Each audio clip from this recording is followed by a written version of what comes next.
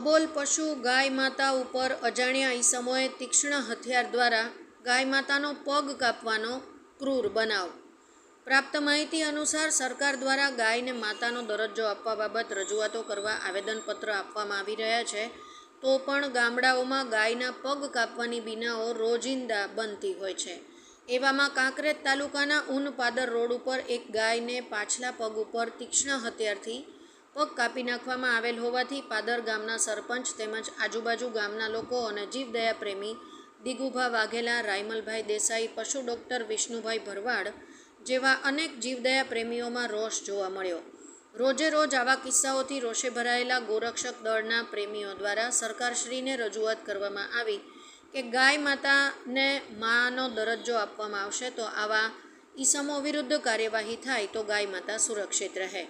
Kankrej reporter Indrasinh Vaghela સાથે Om Puri Goswami, Banaskantha, speed news 17 live.